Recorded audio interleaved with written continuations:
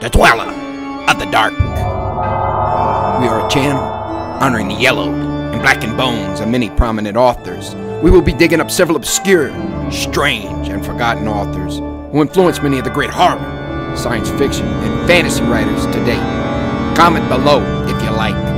If you have authors that you'd like to see recognized, list them in the comments or contact our author page. Subscribe for more tales of the horrifying, obscure, strange, and forgotten. We'll have quite a collection climbing out of the tombs. If you like any of our tales, comment, ring the bell, and crush the like button below. Unknown Horror Masters. The Skull and Bones collection has risen from the grave. More beast to be released soon. Find us on Fiverr to raise 7 kinds of hell. Check out our other stories on our websites: YouTube, BitChute, Rumble, Dweller of the Dark. Official website, dwellerofthedark.com.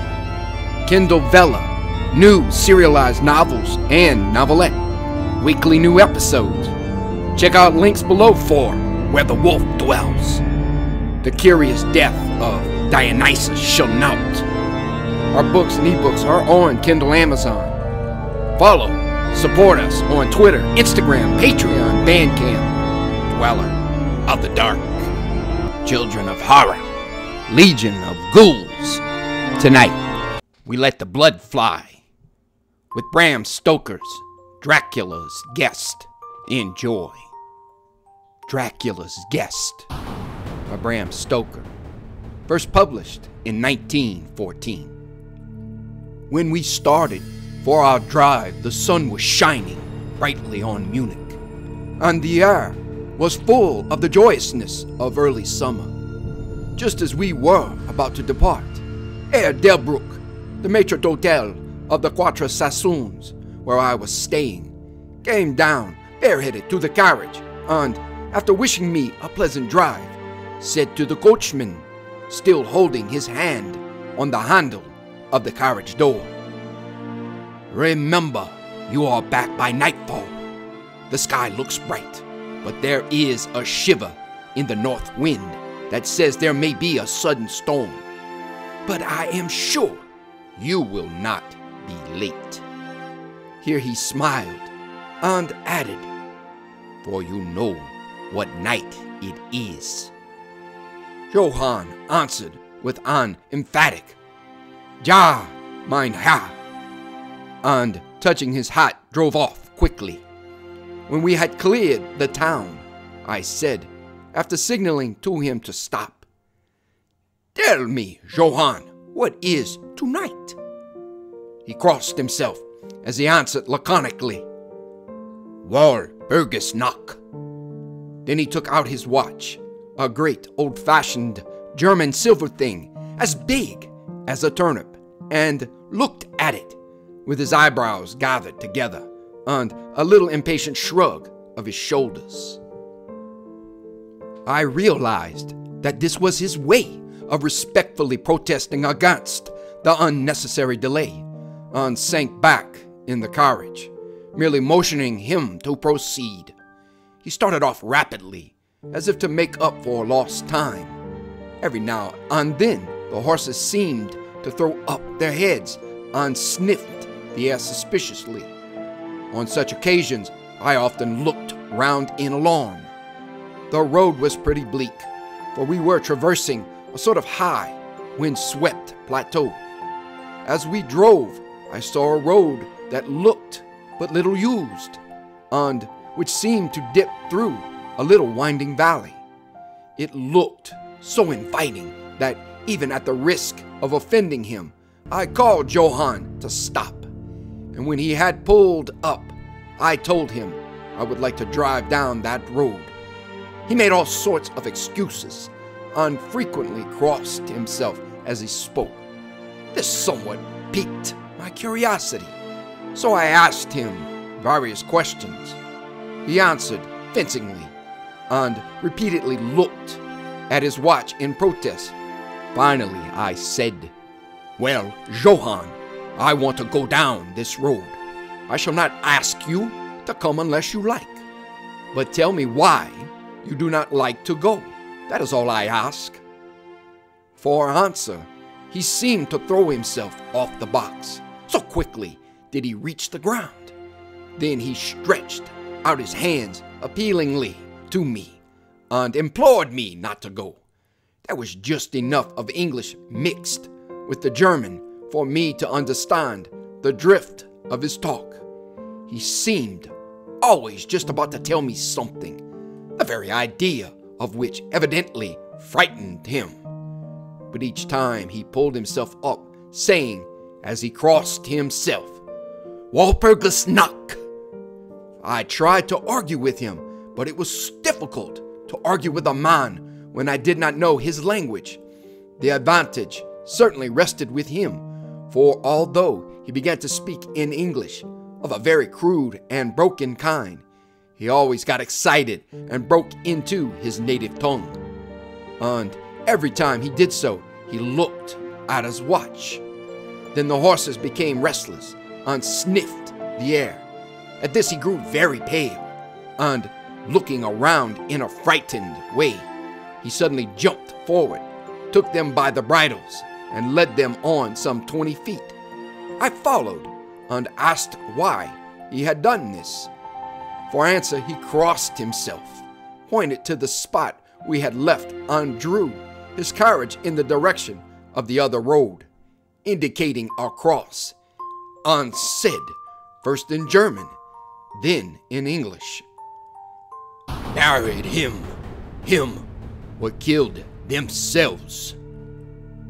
I remembered the old custom of burying suicides at crossroads.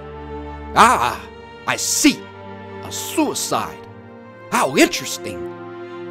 But for the life of me, I could not make out why the horses were frightened. Whilst we were talking, we heard a sort of sound between a yelp and a bark.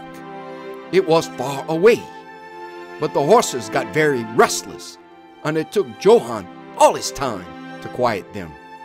He was pale and said, "It sounds like a wolf, but yet there are no wolves here now." "No?" I said, questioning him.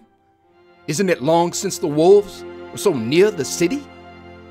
"Long, long," he answered. "In the spring and summer, but with the snow the wolves have been here not so long."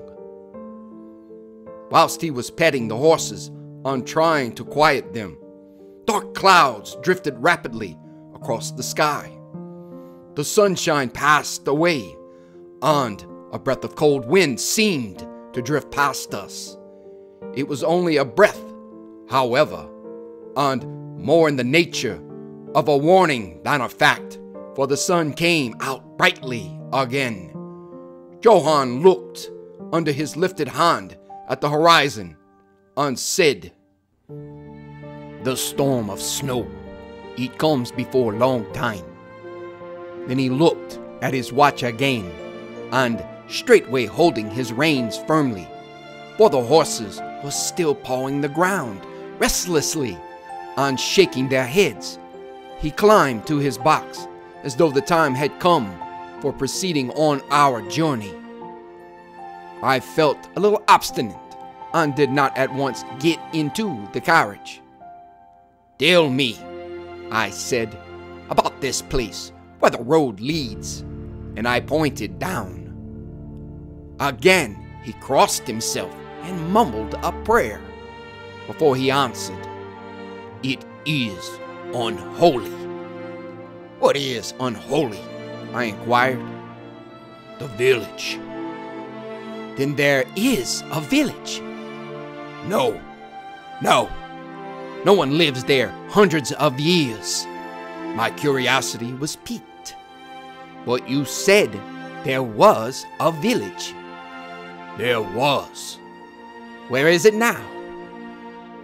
Whereupon he burst out into a long story in German and English, so mixed up that I could not quite understand exactly what he said. But roughly, I gathered that long ago, hundreds of years, men had died there and been buried in their graves, and sounds were heard under the clay. And when the graves were opened, men and women were found rosy with life, and their mouths red with blood. And so, in haste to save their lives, aye, and their souls, and here he crossed himself.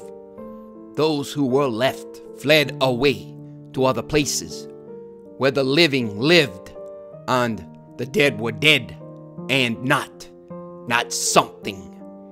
He was evidently afraid to speak the last words. As he proceeded with his narration, he grew more and more excited. It seemed as if his imagination had got hold of him, and he ended in a perfect paroxysm of fear, white-faced, perspiring, trembling, and looking round him, as if expecting that some dreadful presence would manifest itself there in the bright sunshine on the open plain. Finally, in an agony of desperation, he cried, "Walpurgis knocked," and pointed to the carriage for me to get in. All my English blood rose at this, and standing back, I said, "You are afraid, Johann. You are afraid. Go home. I shall return alone. The walk will do me good." The carriage door was open.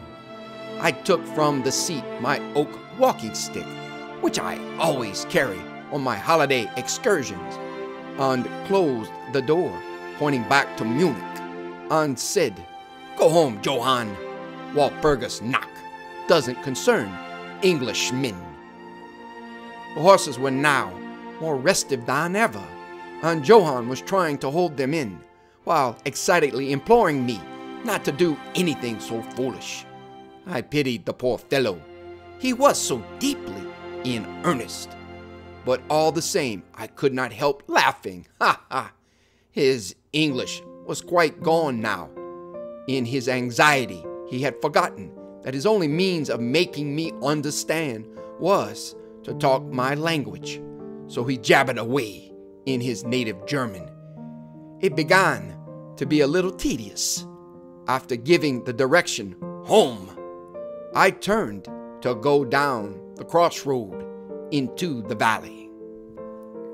With a despairing gesture, Johann turned his horses toward Munich.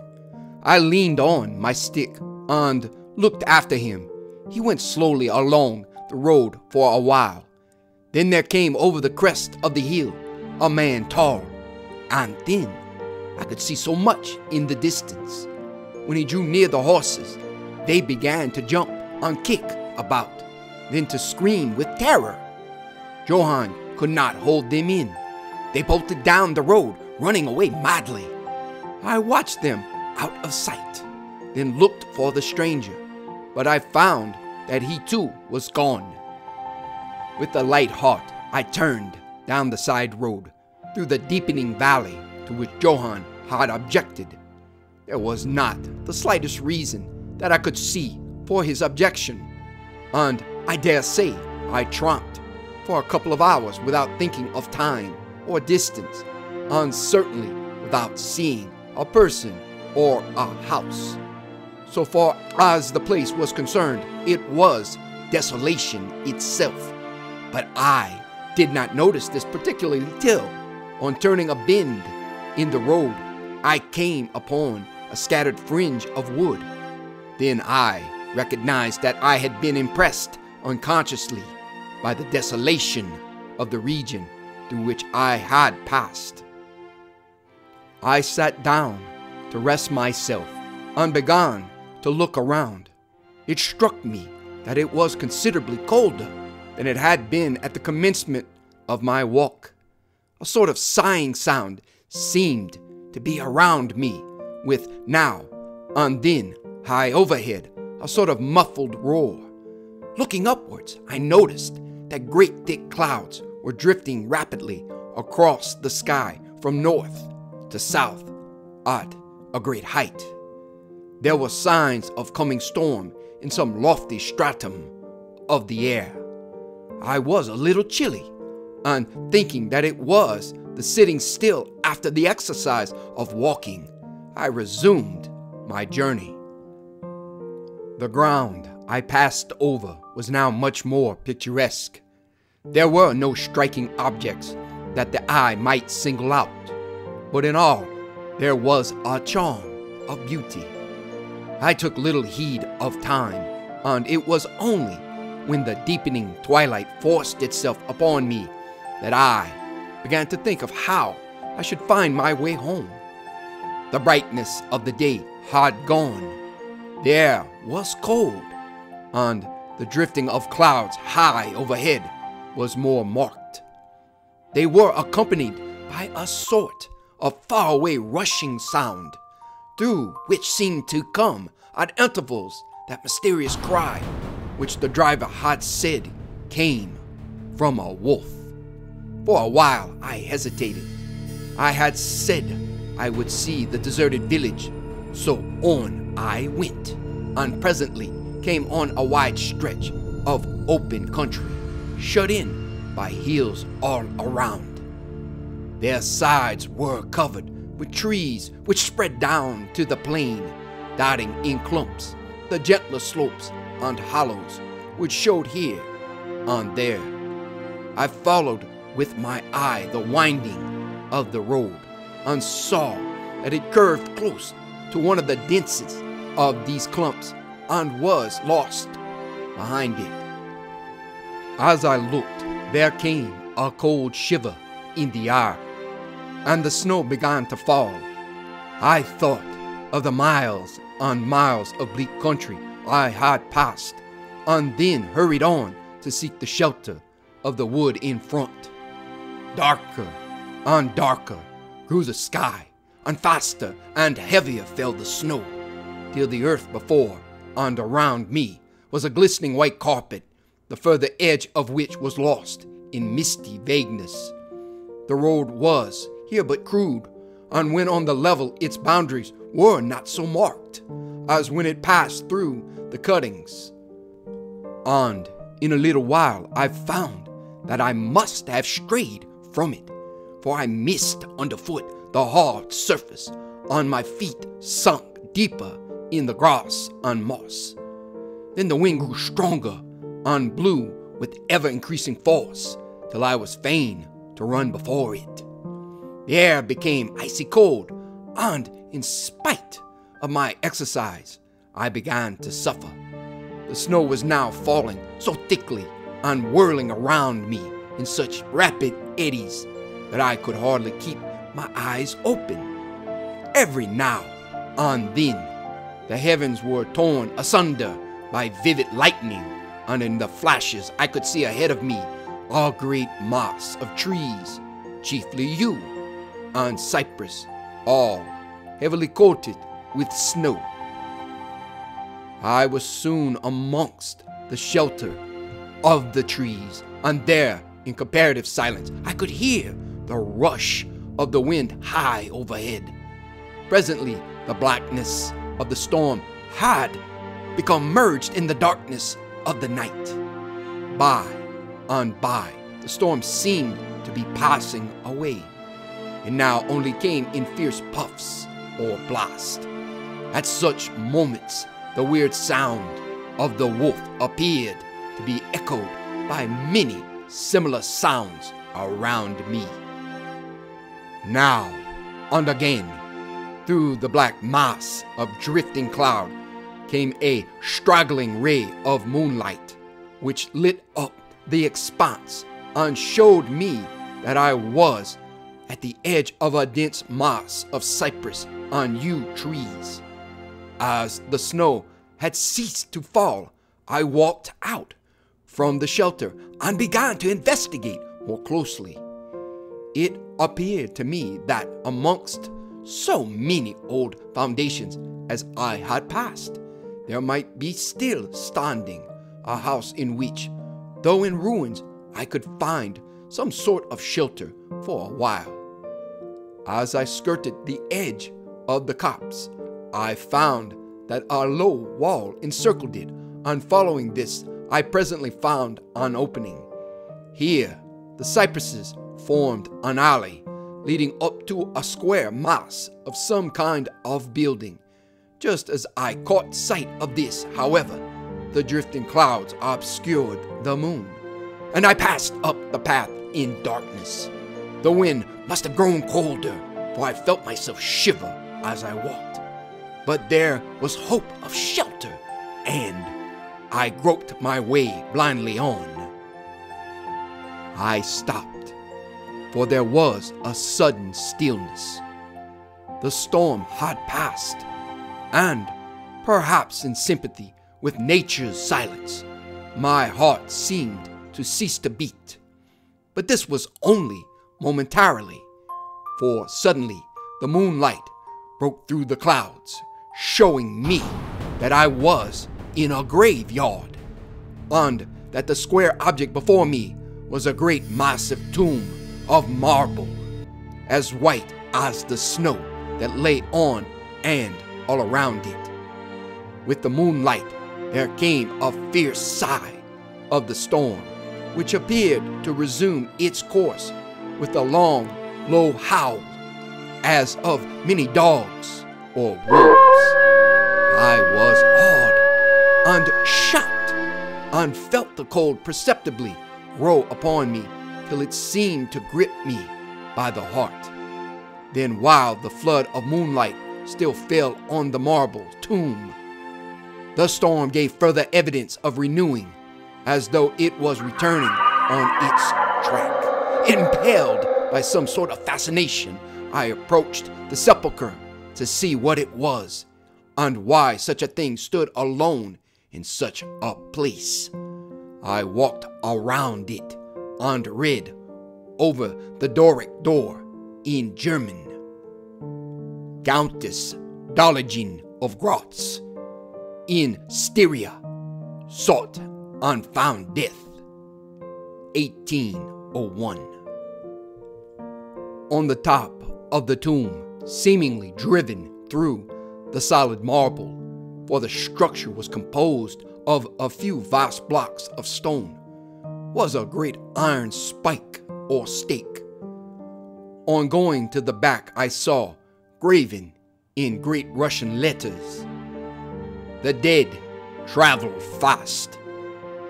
There was something so weird and uncanny about the whole thing that it gave me a turn and made me feel quite faint. I began to wish for the first time that I had taken Johann's advice. Here a thought struck me which came under almost mysterious circumstances and with a terrible shock. This was Walpurgis Night. Walpurgis Night, when, according to the belief of millions of people, the devil was abroad, when the graves were opened and the dead came forth and walked, when all evil things of earth and air and water held revel. This very place the driver had specially shunned. This was the depopulated village of centuries ago. This was where the suicide lay, and this was the place where I was alone, unmanned, shivering with cold in a shroud of snow, with a wild storm gathering again upon me. It took all my philosophy, all the religion I had been taught, all my courage not to collapse in a paroxysm of fright. And now, a perfect tornado burst upon me. The ground shook as though thousands of horses thundered across it, and this time the storm bore on its icy wings not snow, but great hailstones, which drove with such violence that they might have come from the thongs of Balearic slingers, hailstones that beat down leaf on branch and made the shelter of the cypresses of no more avail than though their stems were standing cold. At the first I had rushed to the nearest tree, but I was soon fain to leave it and seek the only spot that seemed to afford refuge, the deep Doric doorway of the marble tomb. There, crouching against the massive bronze door, I gained a certain amount of protection from the beating of the hailstones, for now they only drove against me as they ricocheted from the ground on the side of the marble.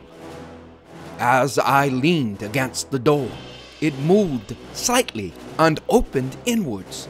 The shelter of even a tomb was welcome in that pitiless tempest, and I was about to enter it when there came a flash of forked lightning that lit up the whole expanse of the heavens. In the instant, as I am a living man, I saw, as my eyes were turned into the darkness of the tomb, a beautiful woman with rounded cheeks and red lips, seemingly sleeping on a bier. As the thunder broke overhead, I was grasped as by the hand of a giant and hurled out into the storm. The whole thing was so sudden that before I could realize the shock, moral as well as physical, I found the hailstones beating me down. At the same time, I had a strange, dominating feeling that I was not alone. I looked towards the tomb. Just then there came another blinding flash, which seemed to strike the iron stake that surmounted the tomb and to pour through to the earth, blasting and crumbling the marble as in a burst of flame. The dead woman rose for a moment of agony while she was lapped in the flame, and her bitter scream of pain was drowned in the thunder crash. The last thing I heard was this mingling of dreadful sound, as again I was seized in the giant grasp and dragged away. While the hailstones beat on me and the air around seemed reverberant with the howling of wolves, the last sight that I remembered was a vague, white, moving mass, as if all the graves around me had sent out the phantoms of their sheeted dead, and that they were closing in on me through the white cloudiness of the driving hail. Gradually, there came a sort of vague beginning of consciousness, then a sense of weariness that was dreadful. For a time I remembered nothing, but slowly my senses returned. My feet seemed positively racked with pain, yet I could not move them. They seemed to be numbed. There was an icy feeling at the back of my neck and all down my spine, and my ears, like my feet, were dead, yet in torment. But there was in my breast a sense of warmth, which was, by comparison, delicious. It was as a nightmare, a physical nightmare, if one may use such an expression. For some heavy weight on my chest made it difficult for me to breathe. This period of semi-lethargy seemed to remain a long time, and as it faded away, I must have slept or swooned. Then came a sort of loathing, like the first stage of seasickness, and a wild desire to be free from something, I knew not what. A vast stillness enveloped me, as though all the world were asleep or dead, only broken by the low panting as of some animal close to me. I felt a warm rasping at my throat. Then came a consciousness of the awful truth, which chilled me to the heart and sent the blood surging up through my brain. Some great animal was lying on me and now licking my throat. I feared to stir, for some instinct of prudence bade me lie still. But the brute seemed to realize that there was now some change in me, for it raised its head. Through my eyelashes, I saw above me the two great flaming eyes of a gigantic wolf. Its sharp white teeth gleamed in the gaping red mouth, and I could feel its hot breath fierce and acrid upon me. For another spell of time, I remembered no more. Then I became conscious of a low growl, followed by a yelp, renewed again and again. Then, seemingly very far away, I heard a holoa, holoa, as of many voices calling in unison. Cautiously, I raised my head and looked in the direction whence the sound came, but the cemetery blocked my view. The wolf still continued to yelp in a strange way, and a red glare began to move round the grove of cypresses, as though following the sound. As the voices drew closer, the wolf yelped faster and louder. I feared to make either sound or motion.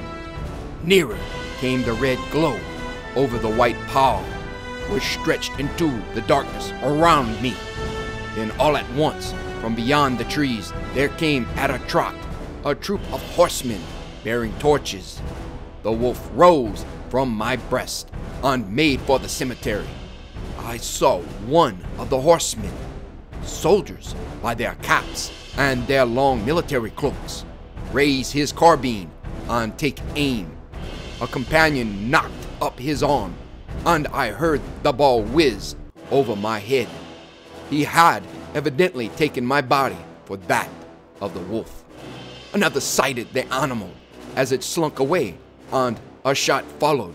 Then, at a gallop, the troop rode forward, some towards me, others following the wolf as it disappeared amongst the snow-clad cypresses.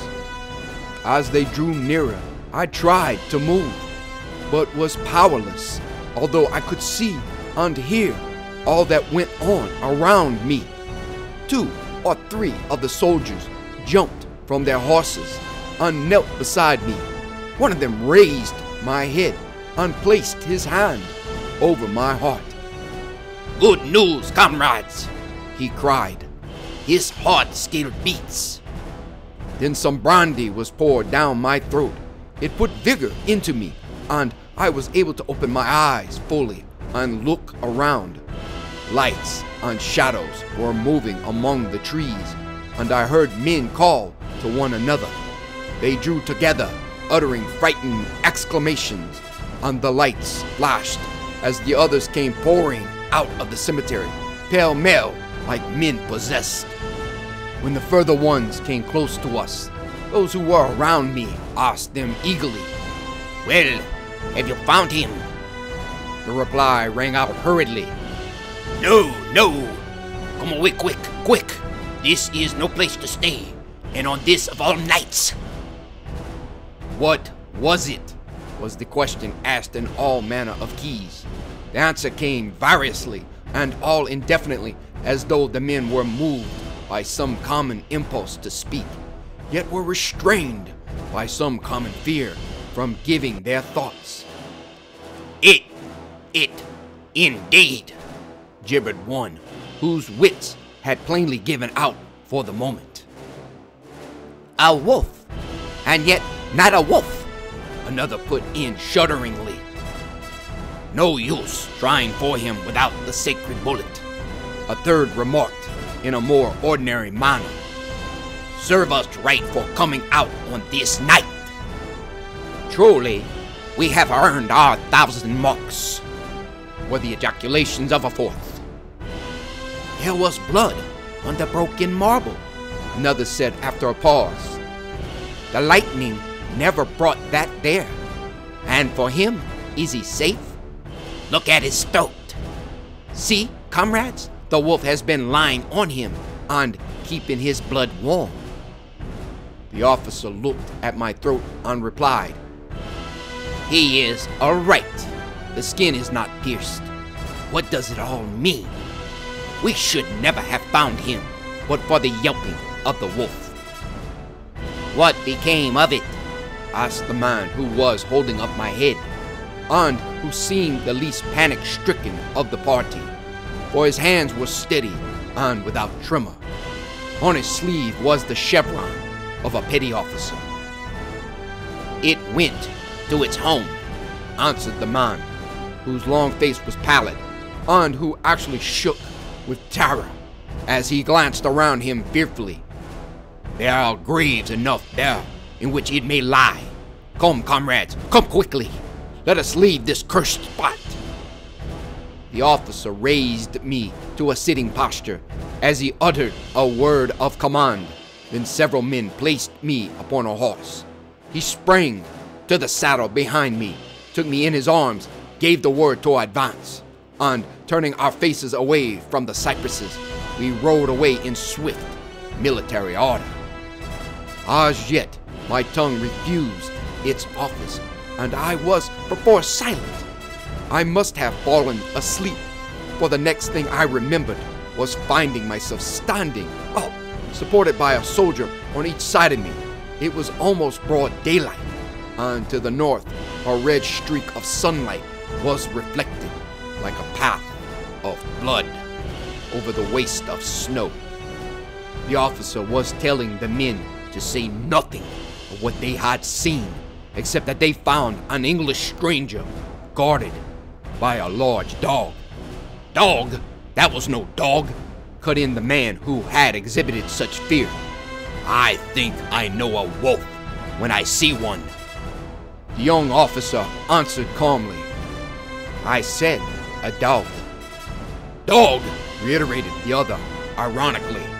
It was evident that his courage was rising with the sun. On pointing to me, he said, look at his throat. Is that the work of a dog, master? Instinctively, I raised my hand to my throat, and as I touched it, I cried out in pain. The men crowded round to look, some stooping down from their saddles, and again there came the calm voice of the young officer. A dog, as I said. If aught else were said, we should only be laughed at. I was then mounted behind a trooper, and we rode on into the suburbs of Munich.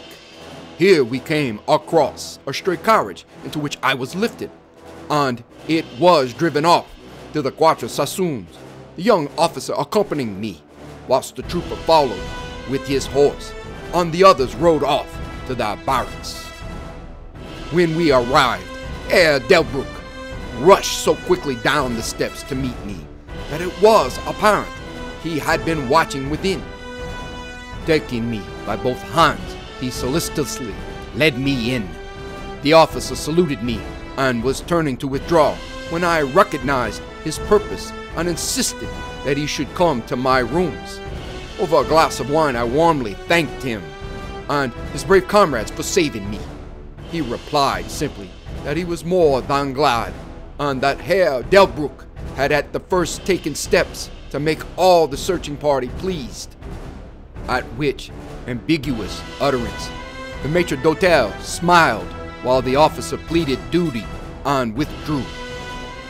But Herr Delbruck, I inquired, how and why was it that the soldiers searched for me? He shrugged his shoulders as if in depreciation of his own deed as he replied, I was so fortunate as to obtain leave from the commander of the regiment in which I served to ask for volunteers. But how did you know I was lost? I asked. The driver came hither with the remains of his carriage, which had been upset when the horses ran away. But surely you would not send a search party of soldiers merely on this account. Oh no, he answered. But even before the coachman arrived, I had this telegram from the boyar, whose guest you are. And he took from his pocket a telegram which he handed to me, and I read, Be strict. Be careful of my guest. His safety is most precious to me.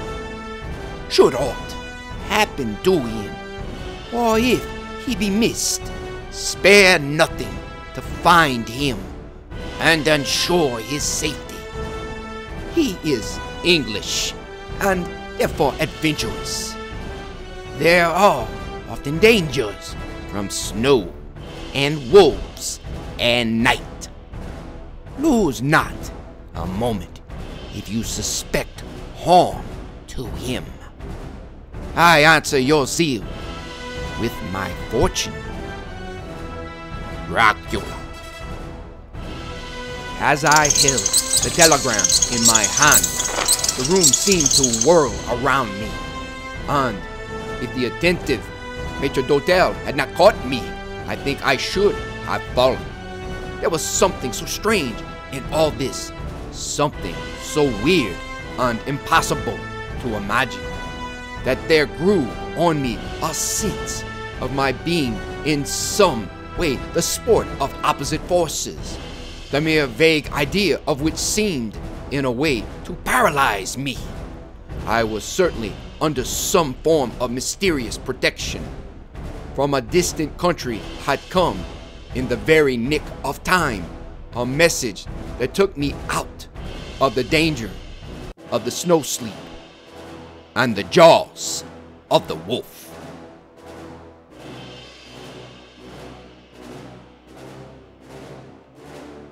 Thank you for listening. I bid you good evening.